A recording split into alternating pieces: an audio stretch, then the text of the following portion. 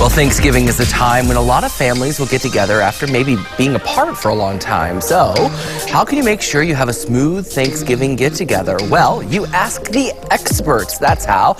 Joining me this morning is etiquette expert and author Sharon Schweitzer from Texas with her Thanksgiving etiquette tips. Hi, Sharon.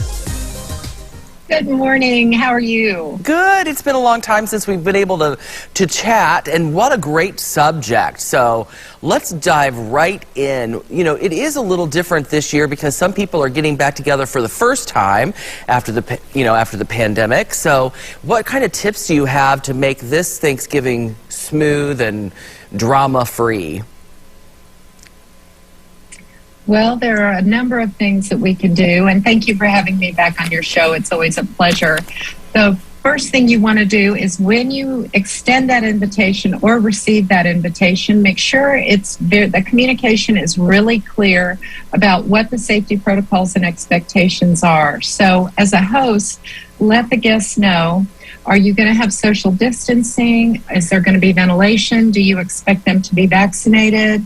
Are the people at the event or the gathering, are they going to be vaccinated? Do you want them to have a negative COVID test when they arrive?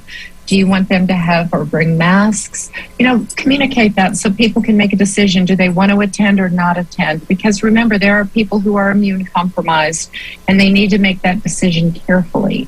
So that would be my number one tip to start with. The other thing I would encourage people to do is kind of think about your dinner dialogue. Have that prepared in advance. Right. I mean, some people get on these little rants about anything, but especially COVID, right? And so how do you kind of put the snap down on that without being a complete, mean girl?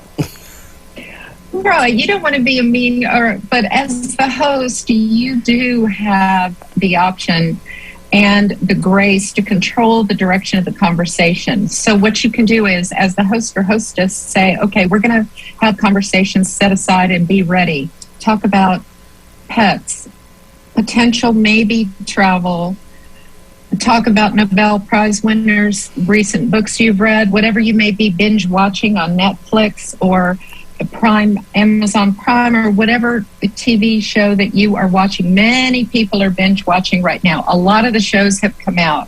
So that's a great one to talk about. And just be ready for that and let people know at the very beginning of the meal. You know what? We know different generations like to talk about politics. Some don't like to talk about politics. So for the peace in the family and at the table, let's just avoid that topic until after dinner when everyone can get together individually and talk maybe privately. But for the sake of everyone at the table, let's skip politics while we're trying to digest our food.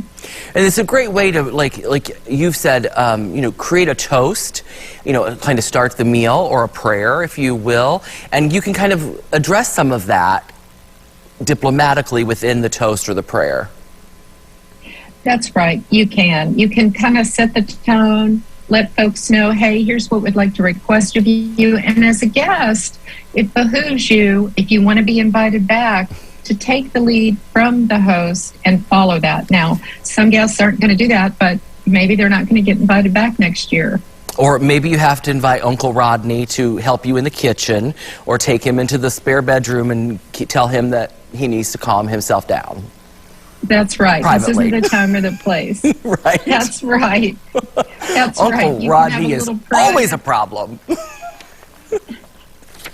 Sometimes you have to have a private chat with some guests and either, offer them coffee or a little water or a little dessert and ask them to kind of segue to a different conversation or a different topic or maybe a different beverage. Well, there you go. Sharon, you're always so diplomatic and kind and give me good tips because, I'm more the snap down, Uncle Rodney, hush kind. So we can find out all the great information that you have for us at protocolww.com for your Thanksgiving etiquette. Coming up, we're catching up with a local Goshen High School graduate who